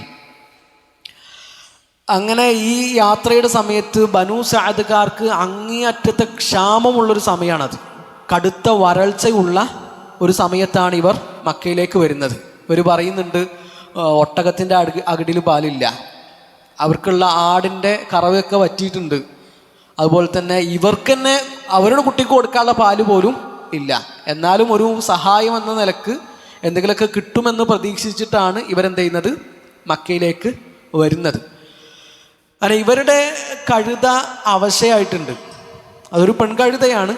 അത് ഓൾറെഡി അതിനൊന്നും തിന്നാൻ കിട്ടിയിട്ടില്ല. അത് വളരെ അവശയാണ്, ക്ഷീണിതയാണ്. എന്നിട്ട് അതിൻ്റെ പുറത്താണ് ഈ യാത്ര ചെയ്യുന്നത്. അതുകൊണ്ട് വളരെ സാവകാശമാണ് ഈ കഴുത സഞ്ചരിക്കുന്നത്. അപ്പോൾ ബാക്കിയുള്ളവരൊക്കെ മക്കയിൽ എത്തിയതിന് ശേഷമാണ് ഇവർ എത്തുന്നത്. അങ്ങനെ ഒരുപാട് കുട്ടികൾ ഉണ്ടായിരുന്നു. ആ കുട്ടികളിൽ എന്ത് ചെയ്തു, ഓരോരുത്തർ സെലക്ട് ചെയ്തു. മുഹമ്മദ് നബി സല്ലല്ലാഹു അലൈഹി വസല്ലമയെ, മുഹമ്മദ് നബി അന്ന് ചെറിയ കുട്ടിയാണല്ലോ, മുഹമ്മദ് നബി എല്ലാവർക്കും കാണിച്ചു കൊടുത്തിട്ടുണ്ട്. ആരും എന്ത് ചെയ്തിട്ടില്ല, മുഹമ്മദ് നബി സല്ലല്ലാഹു അലൈഹി വസല്ലമയെ സ്വീകരിച്ചിട്ടില്ല. ഹലീമത്തു സഅദിയയും ആദ്യം എന്ത് ചെയ്തിട്ടില്ല, അള്ളാഹുവിൻ്റെ റസൂൽ സല്ലല്ലാഹു അലൈഹി വസല്ലമയെ സ്വീകരിച്ചില്ല. മുഹമ്മദ് എന്ന ആ ചെറിയ കുട്ടിയെ സ്വീകരിക്കാൻ അവരും ഒരുക്കമായിരുന്നില്ല. കാരണം ആ കുട്ടി യതീമാണ്. ഇവർക്ക് പാല് കൊടുത്തിട്ട് ഇവർക്ക് എന്തെങ്കിലും മെച്ചം കിട്ടണമെങ്കിൽ കുട്ടിക്ക് വാപ്പ വേണം. ഇവിടെ കുട്ടിക്ക് വാപ്പയില്ല. വാപ്പയില്ലാത്തൊരു കുട്ടിയെ ഏറ്റെടുക്കാൻ ആരും റെഡിയല്ല. അവസാനം ആ സംഘം തിരിച്ചു പോരുകയാണ്. തിരിച്ചു പോരുമ്പോൾ എല്ലാവർക്കും കുട്ടികളായി, വന്ന എല്ലാവർക്കും കുട്ടികളായി. ഹലീമ ബീവിക്ക് മാത്രം ആരും കിട്ടിയിട്ടില്ല. അങ്ങനെ നിവൃത്തിയില്ലാതെ ഹലീമ ബീവിക്ക് കുട്ടിയില്ലാതെ മടങ്ങിപ്പോകാനും മനസ്സില്ല. അങ്ങനെ ഭർത്താവിനോട് സംസാരിക്കുന്നത്, ഹാരിസിനോട് സംസാരിക്കുന്നുണ്ട്, നമുക്ക് ആ യതീമായ കുട്ടിയെ എടുത്താലോ. അപ്പം ഹാരിസ് നല്ലൊരു മനസ്സിൻ്റെ ഉടമയാണ്. അദ്ദേഹം പറഞ്ഞു, നിങ്ങൾ ആ കുട്ടിയെ സ്വീകരിക്കൂ, അവനിലൂടെ അള്ളാഹു നമുക്ക് ബർക്കത്ത് തരും. അവിടെ ആ ഹാരിസ് പറയുന്ന വാക്ക് നമ്മൾ പ്രത്യേകം നോട്ട് ചെയ്യുക. അന്ന് നബി സല്ലല്ലാഹു അലൈഹി വസല്ലം നബി ആയിട്ടില്ല. പക്ഷേ ഹാരിസ് പറയുന്നത് എന്താണ്, അള്ളാഹു നമുക്ക് ബർക്കത്ത് തരും. അറബികൾക്ക് അള്ളാഹുവിനെ പറ്റി ബോധം ഉണ്ടായിരുന്നു എന്നുള്ളതിനുള്ളൊരു പാഠമാണത്. മാത്രമല്ല ഹാരിസിൻ്റെ ഒരു മകൻ്റെ പേര് അബ്ദുള്ള എന്നാണ്. ഹാരിസിൻ്റെ ഒരു മകൻ്റെ പേര് അബ്ദുള്ള എന്നാണ്. വേറൊരു മകളുടെ പേര് നമുക്ക് എല്ലാവർക്കും പരിചയമുള്ളൊരു പേരായിരിക്കും, അത് ഷെയ്മ, അല്ലേ, ഷെയ്മ എന്നാണ് ഒരു മകളുടെ പേര്. ഷെയ്മ ആ യാത്രയിൽ അവരുടെ കൂടെ ഇല്ല, അബ്ദുള്ളയാണ് കൂടെ ഉള്ളത്. അങ്ങനെ അവരെന്ത് ചെയ്യുന്നു, അള്ളാഹുവിൻ്റെ റസൂൽ സല്ലല്ലാഹു അലൈഹി വസല്ലമയെ വേറെ കുട്ടികളൊന്നും കിട്ടാത്തത് കൊണ്ട് ഞാൻ നബിയെ സ്വീകരിച്ചു എന്നാണ് ഹലീമ ബീവി പറയുന്നത്. വേറെ കുട്ടിയൊന്നും എനിക്ക് കിട്ടാത്തതുകൊണ്ട് ഞാൻ നബിയെ സ്വീകരിച്ചു. പിന്നെ അവിടെ നിന്ന് അങ്ങോട്ട് ഹലീമ ബീവി ജീവിതത്തിൽ എടുക്കുന്ന ഏറ്റവും നല്ല തീരുമാനങ്ങളിൽ ഒന്നായിരുന്നു ആ തീരുമാനം. അവിടെ നിന്ന് അങ്ങോട്ട് അവരുടെ ജീവിതം അനുഗ്രഹീതമായി മാറുകയാണ്. മുഹമ്മദ് നബി സല്ലല്ലാഹു അലൈഹി വസല്ലമയുടെ എല്ലാ ബറക്കത്തും ശരിക്കും അവർക്ക് അനുഭവിക്കാൻ കഴിയാണ്. ഹലീമ ബീവി പറയണ, ആ കുട്ടിയെ ഞാൻ മടിയിൽ വെച്ച സമയത്ത് തന്നെ എൻ്റെ മാറിടങ്ങൾ നിറഞ്ഞൊഴുകി എന്ന് പറഞ്ഞത്. പാല് നിറഞ്ഞു. അതിന് മുമ്പ് യാത്രക്ക് മുമ്പ് ഹലീമ ബീവി പറയുന്നുണ്ട്, ഞങ്ങൾ ശരിക്കും മനസ്സമാധാനത്തോടു കൂടി ഉറങ്ങിയിട്ട് കുറച്ച് ദിവസങ്ങളായി. കാരണം ഈ കുട്ടി കരയാണ്, ഈ ചെറിയ പാല് കുടിക്കുന്ന കുട്ടി കരയാണ്, ഓനക്ക് കൊടുക്കാൻ പാലില്ല. ഇവർക്ക് എന്തെങ്കിലും കഴിക്കാൻ പറ്റിയാലല്ലേ പാലുണ്ടാവുള്ളൂ. ഇവരുടെ കയ്യിൽ പാലില്ല. മുഹമ്മദ് നബി സല്ലല്ലാഹു അലൈഹി വസല്ലമയെ വടിയിൽ വെച്ചതോടുകൂടി എന്ത് ചെയ്തു, അവരുടെ മാറിടങ്ങൾ നിറഞ്ഞൊഴുകി. മുഹമ്മദ് നബി സല്ലല്ലാഹു അലൈഹി വസല്ലം ആ പാല് വയറ് നിറച്ച് കുടിച്ചു. അതിൻ്റെ കൂടെ സഹോദരൻ അബ്ദുള്ളയും പാല് കുടിച്ചു. അങ്ങനെ ഈ ഒട്ടകം യാത്രക്കിടയിൽ ഒട്ടകത്തെ കറക്കാനൊക്കെ പലതവണ ശ്രമിച്ചിട്ടുണ്ട്. ഒരു തുള്ളി പാല് പോലും ഒട്ടകത്തിൽ നിന്ന് കിട്ടിയിട്ടില്ല. പിന്നെ ഹാരിസ് ഒട്ടകത്തിൻ്റെ അരികിൽ പോയപ്പോൾ ഒട്ടകത്തിൻ്റെ അകിടൊക്കെ നിറഞ്ഞിട്ടുണ്ട്, ഒട്ടകത്തിലും പാലുണ്ട്. അങ്ങനെ ഇവർ നബിയെ കൂട്ടിയിട്ട് തിരിച്ചു പോവാൻ. നമ്മൾ പറഞ്ഞു, അവശയായ ക്ഷീണിതയായ ഒരു കഴുതപ്പുറത്താണ് ഇവർ വന്നത്. ബാക്കി എല്ലാവരും മുന്നിൽ പോയി, ഇവരേറ്റവും പിറകിലായിരുന്നു. തിരിച്ചു പോകുമ്പോൾ ഇവരുടെ കഴുതക്കും ഒട്ടകത്തിനുമാണ് സ്പീഡ് കൂടുതൽ. ബാക്കിയുള്ള എല്ലാ ഒട്ടകങ്ങളെയും പിറകിലാക്കിയിട്ട് ഇവരെന്ത് ചെയ്യാണ്, മുന്നു പോവാണ്ട്. അപ്പോൾ കൂടുതലുള്ള ആൾക്കാർ ചോദിക്കുന്നുണ്ട്, അല്ല ഹലീമ, ഈ വന്ന കഴുതപ്പുറത്ത് തന്നെയല്ലേ തിരിച്ചു പോകുന്നത്, എനിക്ക് വേറെ ഏതെങ്കിലും കഴുതയെ കിട്ടിയോ എന്നൊക്കെ കൂടെയുള്ള ആൾക്കാർ ചോദിക്കുന്നുണ്ട്. അങ്ങനെ ഒരു വീട്ടിലെത്തുന്നു. അവരുടെ ആട്, വയറ് ഒട്ടിയ ആട്, അതിൻ്റെ വയറൊക്കെ വീർത്തു, അതൊക്കെ നന്നായിട്ട് ഭക്ഷണം കഴിച്ചു, അതിനൊക്കെ പാല് വന്നു. ബനു സഅദ്കാരുടെ കൂട്ടത്തിൽ ബാക്കിയുള്ള ആടുകൾക്കൊന്നും ഇതില്ല, ബാക്കിയുള്ള ആടുകളൊന്നും പാലില്ല. അതൊക്കെ ഒട്ടിയ വയറുമായിട്ട് തന്നെയാണ് വൈകുന്നേരം വീട്ടിലേക്ക് കയറി വരുന്നത്. ഹലീമത്തു സഅദിയുടെ ആട് മാത്രം നിറഞ്ഞ പാലുമായിട്ട് എല്ലാ വൈകുന്നേരം വരുന്നു. ഇവർ സുഭിക്ഷമായിട്ട് പാല് കുടിക്കുന്നു, കഴിക്കുന്നു. അപ്പോൾ ബനു സഅദ്കാർ പറയുന്നുണ്ട്, നിങ്ങൾ ഹലീമൻ്റെ ആട് എവിടെയാണോ മേയുന്നത് അവിടെ നിങ്ങളെ ആടിനെയും കൊണ്ടുപോയിട്ട് മേയ്ക്കുക എന്നൊക്കെ അവർ പറയുന്നതൊക്കെ നമുക്ക് ചരിത്രത്തിൽ കാണാൻ പറ്റും. അപ്പോൾ ഇതൊക്കെ എന്താ വെച്ചാൽ ശരിക്കും നബി സല്ലല്ലാഹു അലൈഹി വസല്ലമയുടെ ഒരു ബറക്കത്ത് അവരുടെ ജീവിതത്തിൽ അവർ അനുഭവിക്കുകയാണ്. അടുത്ത ദിവസം നേരം പുലരുമ്പോൾ ഹാരിസ് പറയുന്നുണ്ട്, തീർച്ചയായും നീ സ്വീകരിച്ചിട്ടുള്ള ഏറ്റവും മുബാറക്കായ ഒരു കുട്ടിയെയാണ്, അനുഗ്രഹീതനായ ഒരു കുട്ടിയെയാണ് സ്വീകരിച്ചിട്ടുള്ളതെന്ന് പറയുന്നതും അവർ സന്തോഷം പങ്കുവെക്കുന്നതൊക്കെ നമുക്ക് ചരിത്രത്തിൽ കാണാൻ പറ്റും. ഇവിടെ ഹലീമത്തു സഅദിയയുടെ ഈ ഒരു ഭാഗത്ത് നമ്മൾ പഠിക്കേണ്ട ഒരു പാഠം, ജീവിതത്തിൽ നമുക്ക് അല്ലാഹു വിധിക്കുന്നൊരു കാര്യം അതിൽ നമുക്ക് വലിയൊരു ഹൈറുണ്ടാകും. അത് ചിലപ്പോൾ നമുക്ക് അറിയില്ല. നമ്മൾ ഇപ്പോൾ ഹലീമ എന്തുകൊണ്ടാണ് മുഹമ്മദ് നബി സല്ലല്ലാഹു അലൈഹി വസല്ലമയെ സ്വീകരിച്ചത്? വേറെ കുട്ടികളൊന്നും ഇല്ലാത്തതുകൊണ്ടാണ്, വേറൊരു കുട്ടിയെയും കിട്ടാത്തത് കൊണ്ടാണ് നബി സല്ലല്ലാഹു അലൈഹി വസല്ലമയെ സ്വീകരിക്കാൻ അവർ തയ്യാറായത്. അപ്പോൾ അത് നമുക്ക് കിട്ടുന്നൊരു പാഠം എന്താ വെച്ചാൽ, നമ്മുടെ ജീവിതത്തിൽ അള്ളാഹു നിശ്ചയിക്കുന്ന ഒരു തീരുമാനം അതിൽ നമുക്ക് വലിയ ഹൈറുണ്ടാകും. നമ്മളത് വേണ്ടിയിരുന്നില്ല, അത് ഒരു തെറ്റായി പോയി നമുക്ക് തോന്നുന്നുവെങ്കിലും നമ്മുടെ നന്മ നമ്മളെക്കാളും അറിയുന്നവനാണ് നമ്മുടെ റബ്ബ്. ആ ഒരു അഖീദയുടെ ഒരു വശം കൂടി നമ്മൾ എന്ത് ചെയ്യണം, ഇതിൻ്റെ കൂടെ ചിന്തിക്കണം എന്ന് ഓർമ്മപ്പെടുത്തുകയാണ്. ഇബ്നു അബ്ബാസ് റളിയല്ലാഹു അൻഹുവിനോട് അല്ലാഹുവിൻ്റെ റസൂൽ സല്ലല്ലാഹു അലൈഹി വസല്ലം പറയുന്നുണ്ടല്ലോ, വഅലം അന്നൽ ഉമ്മത ലവിജ്തമഅത് അലാ അൻ യൻഫഉക ബിശൈഇൻ ലം യൻഫഉക ഇല്ലാ ബിശൈഇൻ ഖദ് കതബഹു അല്ലാഹു ലക. ഈ ഉമ്മത്തും മുഴുവൻ നിനക്കൊരു നന്മ ചെയ്യാൻ ആഗ്രഹിച്ചു ഇബ്നു അബ്ബാസ്. അള്ളാഹു ആ നന്മ നിനക്ക് രേഖപ്പെടുത്തിയിട്ടുണ്ടെങ്കിലേ നിനക്കത് കിട്ടുള്ളൂ. വലവിജ്തമഉ അലാ അൻ യദുറുക ബിശൈഇൻ ലം യദുറുക ഇല്ലാ ബിശൈഇൻ ഖദ് കതബഹു അല്ലാഹു അലൈക. ഇനി ഈ ഉമ്മത്തും മുഴുവൻ നിനക്കൊരു ഉപദ്രവം ചെയ്യാൻ വിചാരിച്ചു, അള്ളാഹു അത് നിന്റെ മേൽ രേഖപ്പെടുത്തിയിട്ടുണ്ടെങ്കിൽ അവർക്കത് കഴിയുള്ളൂ. എല്ലാ നിസ്കാരത്തിന് ശേഷം നമ്മളെന്താ പറയുന്നത്? അല്ലാഹുമ്മ ലാ മാനിഅ ലിമാ അഅതൈത വലാ മുഅതിയ ലിമാ മനഅത. അല്ലേ? അള്ളാഹു തന്നത് തടയാൻ ഒരാൾക്കും പറ്റൂല, അള്ളാഹു തരാത്തത് പിടിച്ചു വലിച്ച് വാങ്ങാനും ഒരാൾക്കും കഴിയൂല. അപ്പം നമ്മുടെ ജീവിതത്തിൽ അള്ളാഹു ഒരു കാര്യം നിശ്ചയിച്ചിട്ടുണ്ട് എങ്കിൽ അതിൽ വലിയ ഖൈറുണ്ടാകും. അതാണ് മൂസാ നബിയുടെയും ഖിദ്ർ അലൈഹി സ്വലാത്തു വസ്സലാമയുടെയും ചരിത്രം നമ്മളെ പഠിപ്പിക്കുന്നത്. അസാ അൻ തക്റഹു ശൈഅൻ വഹുവ ഖൈറുൻ ലക്കും വഅസാ അൻ തുഹിബ്ബു ശൈഅൻ വഹുവ ശർറുൻ ലക്കും. നിങ്ങളുടെ ജീവിതത്തിൽ നിങ്ങൾ ഒരിക്കലും നടക്കരുതെന്ന് വിചാരിച്ചൊരു സംഗതിയായിരിക്കും, അതാവും നടന്നിട്ടുണ്ടാവുക. അതിൽ നിങ്ങൾക്ക് വലിയ ഖൈറുണ്ടാകും. നിങ്ങളുടെ ജീവിതത്തിൽ എന്തായാലും നടക്കണമെന്ന് നിങ്ങൾ കൊതിച്ചൊരു സംഗതി ഉണ്ടാകും, അത് നടന്നിട്ടുണ്ടാവില്ല. അത് നടക്കൽ നിങ്ങൾക്ക് ഷർറായിരിക്കും. വല്ലാഹു യഅലമു വഅൻതും ലാ തഅലമൂൻ. അത് അള്ളാഹുവിനറിയാം, അത് നിങ്ങൾക്ക് അറിയില്ല. അല്ലേ? മോന് കോഴ്സ് കഴിഞ്ഞു, 2-3 കൊല്ലമായി, ഓന് അറ്റൻഡ് ചെയ്യാത്ത ഇൻ്റർവ്യൂ ഒന്നുമില്ല, എവിടെ പോയിട്ടും ഒരു ജോലി ശരിയാവുന്നില്ല. ചിലപ്പോൾ ജോലി ശരിയാവാതിരിക്കലായിരിക്കും ഓനക്ക് ഖൈറ്. കല്യാണം കഴിഞ്ഞു 10 കൊല്ലമായി, മക്കളില്ലാതിരിക്കലായിരിക്കും അവർക്ക് ഖൈറ്. മോൾക്ക് 20 വയസ്സായി, 22ആയി, 24ആയി, 25ആയി, ഇതുവരെ കല്യാണമൊന്നും റെഡി ആയിട്ടില്ല. കല്യാണം റെഡിയാകാതിരിക്കലായിരിക്കും അവൾക്ക് ഖൈറ്. അങ്ങനെ ചിന്തിക്കാൻ നമുക്ക് പറ്റണം. അള്ളാഹുവിൻ്റെ ജീവിതത്തിൽ ഒരു വിധി നിശ്ചയിച്ചിട്ടുണ്ടെങ്കിൽ എന്നെക്കാളും കൂടുതൽ എന്നോട് കാരുണ്യമുള്ള ആളാണ് എൻ്റെ റബ്ബ്. ആ റബ്ബിൻ്റെ തീരുമാനത്തിൽ ഖൈറുണ്ടാകുമെന്ന് കാണാൻ നമുക്ക് പറ്റണം. പക്ഷേ അത് ഹലീമത്തു സഅദിയയുടെ കൂടെയുള്ള നബി സല്ലല്ലാഹു അലൈഹി വസല്ലമയുടെ ജീവിതത്തിൽ ഇനിയും നമുക്ക് ഒരുപാട് പാഠങ്ങളുണ്ട്. അവരുടെ കൂടെ കഴിയുന്ന സമയത്ത് സംഭവബഹുലമായ കുറേ കാര്യങ്ങൾ നടക്കുന്നുണ്ട്. ഷഖ്ഖു സദ്റൊക്കെ ആദ്യമായിട്ട് നടക്കുന്നത് ഹലീമത്തു സഅദിയയുടെ കൂടെ, ബനു സഅദ്കാരുടെ കൂടെ നബി സല്ലല്ലാഹു അലൈഹി വസല്ലമ താമസിക്കുമ്പോഴാണ് ആദ്യത്തെ ഷഖ്ഖു സദ്ർ. നബിൻ്റെ ജീവിതത്തിൽ എത്ര തവണ ഷഖ്ഖു സദ്ർ ഉണ്ടായിട്ടുണ്ടെന്നുള്ള കാര്യത്തിലൊക്കെ പണ്ഡിതന്മാർക്കിടയിൽ അഭിപ്രായ വ്യത്യാസമുണ്ട്. അതിനെ പറ്റിയിട്ടൊക്കെ വിശദമായിട്ട് നമുക്ക് അടുത്തൊരു ഭാഗത്ത് സൂചിപ്പിക്കാമെന്ന് വിചാരിക്കുന്നു. അള്ളാഹു കൂടുതൽ അറിയാനും പഠിക്കാനും നമ്മളെല്ലാവരെയും സഹായിക്കട്ടെ.